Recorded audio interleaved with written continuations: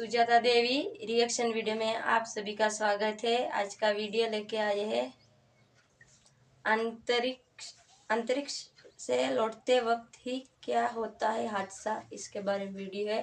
बढ़ते वीडियो में हमारे चैनल के साथ बने रहना। आप क्या कहना चाहते हो? हेलो दोस्तों, मेरा नाम श्रवण सिंह रावणा राजपूत है और हमारे आज का वीडियो में ब्लॉग में है कि अंतरिक्ष से लौटते वक्त ही क्यों होते हैं ऐसे हादसे। देखते हैं अपने जो अंतरिक्ष में जो गई थी कल्पना चावला जो वापस लौटी नहीं, तो हादसे ऐसे होते रहते हैं। विज्ञानी लोग ने क्या इसका हल निकाला कि नहीं निकाला, इसके बारे में, ठीक है ना, ये करते हैं वीडियो चालू। अच्छा लगे तो लाइक शेयर जरूर करें, ठीक है ना। पूरा वीडियो देखिए, स्किप करके ना देखे तो स्किप करके देखोगे तो आपको समझ में नहीं आएगा, ठीक है ना। करते हैं वीडियो चालू। होता है एस्ट्रोनॉट्स के लिए पृथ्वी पर वापस लौटना इतना खतरनाक? क्या है स्पेस रिटर्न मिशन के फेल होने का रहस्य? 16 जनवरी 2003 नासा के कोलंबिया स्पेस शटल ने फ्लोरिडा के कैनेडी स्पेस सेंटर से अंतरिक्ष के लिए कामयाब उड़ान भरी। स्पेसक्राफ्ट कोलंबिया की यह 28वीं फ्लाइट थी, जिसमें भारतवर्ष की पहली लेडी एस्ट्रोनॉट कल्पना चावला सहित कुल 7 लोग सवार थे।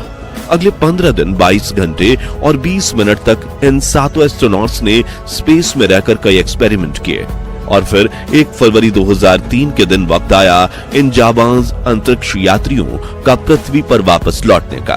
सब कुछ प्लान के हिसाब से चल रहा था। कल्पना चावला भी अपनी फैमिली से मिलने के लिए एक्साइटेड थी, लेकिन पृथ्वी के वायुमंडल में दाखिल होते ही कंट्रोल सेंटर का कोलंबिया से संपर्क टूट गया और हर तरफ सन्नाटा छा गया, क्योंकि एक तकनीकी खराबी के कारण स्पेसक्राफ्ट का थर्मल इंसुलेशन सिस्टम पूरी तरह से ठप हो गया था और देखते ही देखते स्पेस शटल के साथ ये क्रू मेंबर्स भी जलकर राख हो गए। लेकिन आखिर क्यों? एस्ट्रोनॉट्स के स्पेस मिशनों में सबसे बड़ी दुर्घटना केवल पृथ्वी पर लौटते समय ही होती है, और पृथ्वी के वातावरण में ऐसा तो क्या है कि वो सफल से सफल स्पेस मिशन को भी फेल करने की ताकत रखता है। चलिए जानते हैं इस रोचक वीडियो में। दोस्तों, स्पेस में जाने वाले एस्ट्रोनॉट्स जब अपना मिशन पूरा करके पृथ्वी पर वापस लौटते हैं तो उन्हें 2 बड़ी चुनौतियों का सामना करना पड़ता है। पहला, वायुमंडल के प्रभाव की वजह से पड़ने वाली जलाकर राख करने वाली गर्मी। दूसरा, अतिशय गति और गुरुत्वाकर्षण का प्रभाव। आइए इसे एक सिंपल एग्जाम्पल से समझते हैं। जब आप अपनी मोटरसाइकिल पर बैठते हो तो आपको हवाएं नहीं लगती, लेकिन जैसे ही आप उस मोटरसाइकिल को चलाना शुरू करते हो तो रफ्तार बढ़ते ही वैसे वैसे तेज हवाएं महसूस होने लगती हैं। ऐसा इसलिए क्योंकि पहले और बाद में भी आप थे तो उसी एटमॉस्फेयर में, लेकिन अब आपने स्पीड पकड़ी तो वो हवाएं आपसे टकराने लगी, जिसके पीछे का कारण है एयर मास यानी हवा का द्रव्यमान। वातावरण में अनेकों तरह के गैसेस मौजूद होती हैं, जैसे कि ऑक्सीजन, कार्बन डाइऑक्साइड और नाइट्रोजन वगैरह। इन सभी गैसों का मास अलग अलग होता है और इनके एटम्स भी अलग होते हैं। अब जब आप खड़े होते हैं तो हवा के एटम्स आपसे धीरे धीरे टकराते हैं, लेकिन जब आप तेज रफ्तार में आगे बढ़ते हैं तो उन एटम्स और आपके बीच की टक्कर तेज हो जाती है और आपका शरीर उन एटम्स यानी अणुओं को साइड में धकेलते हुए, जिससे आपको हवा की तरफ से टक्कर और दबाव महसूस होता है। ठीक वैसे ही बवंडर या तूफान जैसी परिस्थितियों में आप एक जगह खड़े होते भी हैं, तब भी आपको तेज हवाएं महसूस होती है, क्योंकि उस वक्त आप भले ही गति में ना हो लेकिन हवा गति में होती है। हालांकि धरती पर आप ड्राइव करते हो तो आपकी रफ्तार ज्यादा से ज्यादा 80 या 100 किलोमीटर तक जाती है। सुपर कार्स 300 किलोमीटर प्रति घंटे की रफ्तार से दौड़ सकती हैं और हवाई जहाज 700 किलोमीटर प्रति घंटे की रफ्तार से। लेकिन अंतरिक्ष से आते वक्त ऐसा नहीं होता, क्योंकि उस वक्त स्पेसक्राफ्ट की स्पीड आवाज की गति से भी ज्यादा होती है।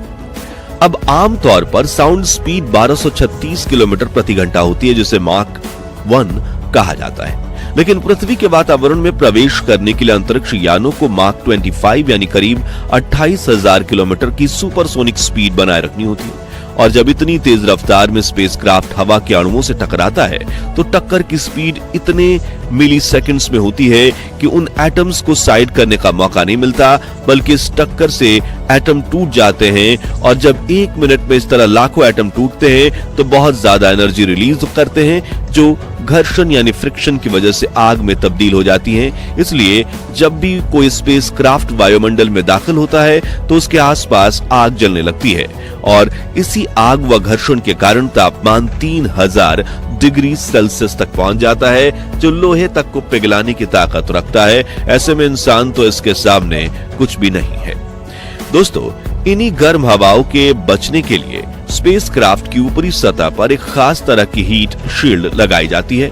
ये फायर रेजिस्टेंट ब्लॉक से बनी ऐसी परत होती है जो इस गर्मी को स्पेसक्राफ्ट के अंदर दाखिल नहीं होने देती। लेकिन अगर इस परत में एक छोटा सा भी छेद हो जाए तो हाई प्रेशर एयर स्पेसक्राफ्ट में दाखिल हो जाती है, जिससे अंदर का दबाव और तापमान बढ़ने लगता है और एकदम बड़े धमाके के साथ स्पेसक्राफ्ट जलकर राख हो जाता है। और साल 2003 में जब कोलंबिया स्पेस शटल ब्लास्ट हुआ था, उसकी वजह भी शटल की बाहरी परत से एक हीट रेजिस्टेंट ब्लॉक टूटकर गिरना ही थी और यह हादसा टेक ऑफ के वक्त ही हो चुका था, मगर इसका खामियाजा स्पेस शटल में सवार एस्ट्रोनॉट्स को अपनी वापसी मिशन के दौरान भुगतना पड़ा, वो भी अपनी जान देकर। लेकिन अगर आप सोच रहे हैं कि फिर तो स्पीड कम करनी चाहिए तो गर्मी पैदा ही नहीं होगी, तो आपको बता दें कि ऐसा करने से मुश्किल और ज्यादा बढ़ जाएगी।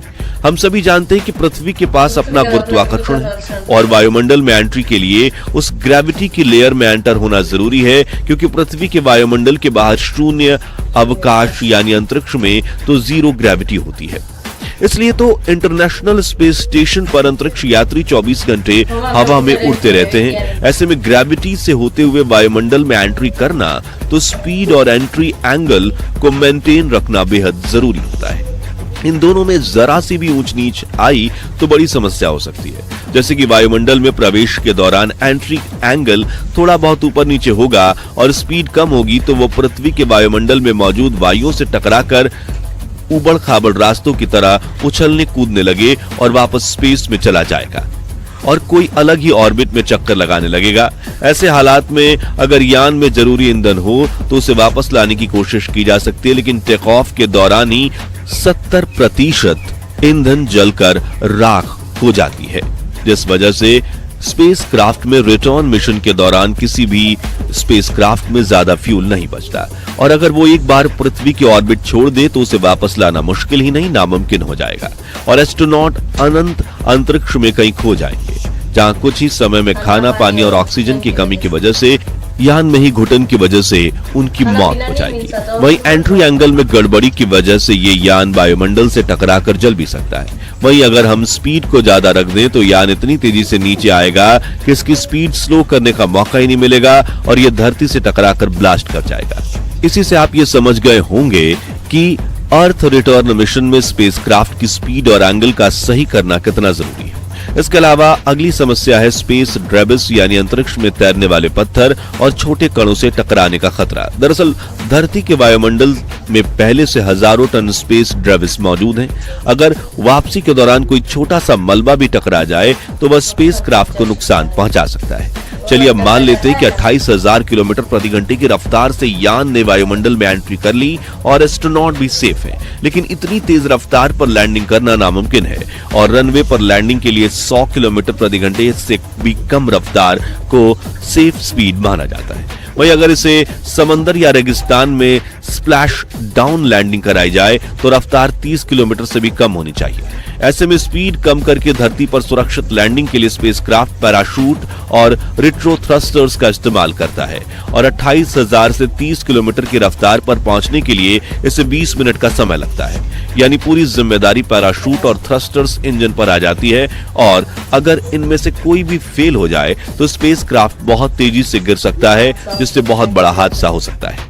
यानी स्पेस से रिटर्न होने का मिशन वहां से जाने से कहीं ज्यादा रिस्की और खतरनाक है और तकनीकी रूप से बेहद जटिल भी, जिसमें गलती की कोई गुंजाइश नहीं होती क्योंकि एस्ट्रोनॉट्स की जान दांव पर लगी होती है। हालांकि अब नासा, इसरो और अन्य स्पेस एजेंसियां नई तकनीकों से इन खतरों को कम कर रही हैं, जैसे कि बेहतर हीट शील्ड, ऑटोमेटिक नेविगेशन और सुरक्षित लैंडिंग सिस्टम। अगर इन तकनीकों में सुधार जारी रहा तो भविष्य में मंगल और अन्य ग्रहों से सैंपल लाना और इंसानों की वापसी संभव हो सकेगी। वह इंटरनेशनल स्पेस स्टेशन और चांद पर आम इंसान भी जा पाएंगे, क्योंकि इस वक्त तो उन एस्ट्रोनॉट्स के ऊपर ही खतरा मंडरा रहा है जो अपने स्पेस मिशन के लिए महीनों की ट्रेनिंग लेते हैं, तो आम इंसान के लिए तो चुनौतियां और बढ़ जाएंगी।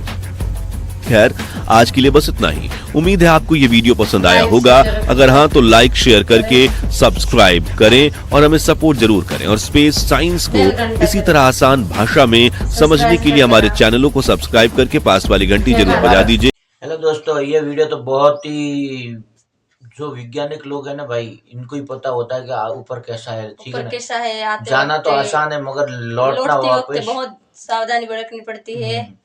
और हम तो यहाँ बैठे बैठे को 100 बात कर लेते हैं, मगर भाई लौटते वक्त इनकी जीवन को बहुत खतरा बहुत रहता है। कठिनाई होती है, बहुत हाँ। मुश्किलों से गुजरना पड़ता है और उनके लौटते हाथ में वक्त। इतना कुछ भी नहीं रहता, जो नीचे कंट्रोल बैठे रहते इनके हाथ में रहता है, ठीक है ना।